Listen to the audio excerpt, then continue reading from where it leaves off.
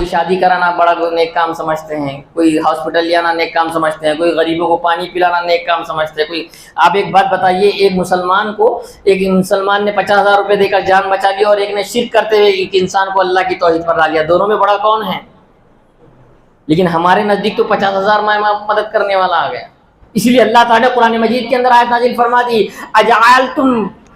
اجعلتم سقایۃ الحاج فی عمارت المسجد الحرام کمن آمن باللہ والیوم الآخر، کیا تم لوگ بیت اللہ کی آباد کاری، بیت اللہ میں خدمت کرنا، وسقایۃ الحاج، حاجیوں کو پانی پلانا، ان لوگوں کے برابر سمجھتے ہو جو اللہ پر ایمان لائے، آخرت پر ایمان لائے؟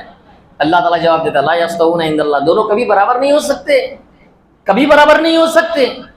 سب سے اہم ترین کام اہل توحید ہے، مٹھی بھر ہیں، یہ کھانا کھلانا، اناج بانٹنا، یہ کرنا، یہ سب بڑے کام نہیں ہے۔ اصل بڑا کام انسان کی جان چلی جائے توحید پر آنچ نہ آنا پائے، انسان مشرک کو کرنا پڑے، یہ سب سے بڑی نیکی ہے کہ انسان نے سب سے پہلے یہ کوشش کرنا چاہیے۔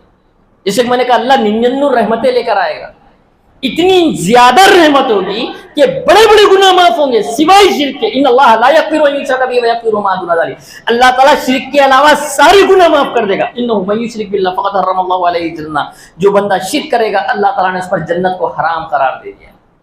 اب سوچئے سب سے اہم کام کون سا ہے ہمارے لیے؟ توحید کو پھیلانا ہے۔ بہت کہتے لوگ کیا توحید توحید توحید توحید توحید ہی اصل ہے۔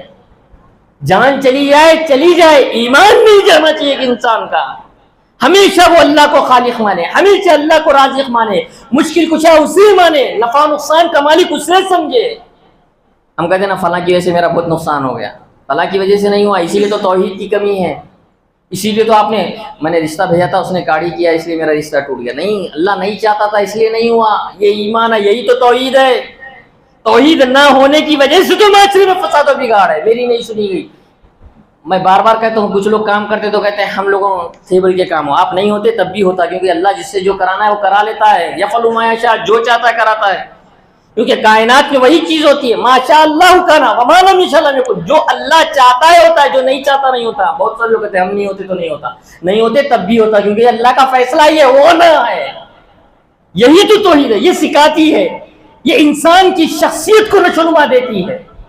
کتنے فساد ہے، کتنے بگاڑ ہے ہمارے اندر، ابھی وقت نہیں ہے نا تو میں وہ بھی چیزیں ذکر کرتا تھا کیسے کیسے ہمارے اندر فتنہ و فساد اور بگاڑ کے اندر پایا جاتا ہے۔ یاد رکھیے ساری چیزوں کا خالق اللہ ہے، ساری چیزوں کا مالک اللہ ہے، سارے فیصلے اللہ تعالیٰ کرتا ہے، اور اللہ جب فیصلے کرتا ہے نا تو وہ نافذ بھی ہوتے ہیں، نافذ ہوتے ہیں۔